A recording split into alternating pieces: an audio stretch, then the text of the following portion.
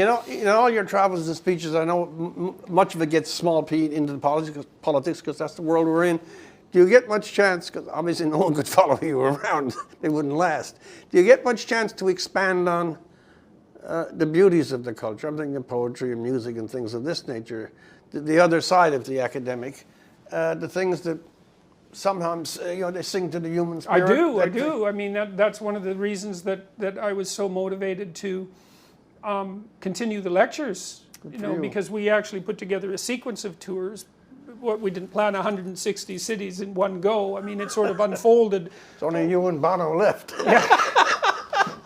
Yeah. Well, it unfolded across time, because they were so popular, and the popularity didn't seem to be waning.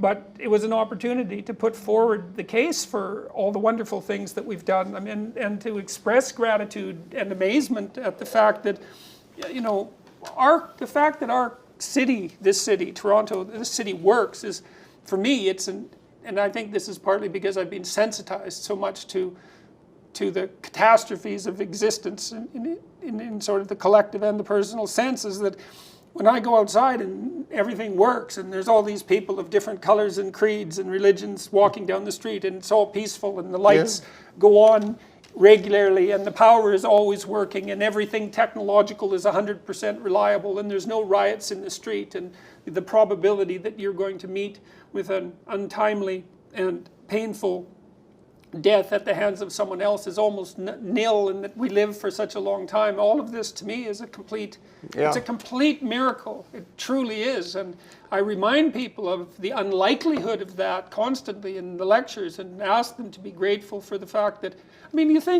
you look 100 years ago in 1919, you just think of what you would have been through in the last 6 years, right? The Russian Revolution, the First World War, the Spanish influenza, just absolute bloody, hellish catastrophe, one after the other. The conception of Nazism was brewing then too. Right. The seeds of the next catastrophe were already at work. They were. And also, of course, the same thing with the Russian Revolution, which was bloody enough to begin with, but which certainly accelerated in its brutality as it expanded.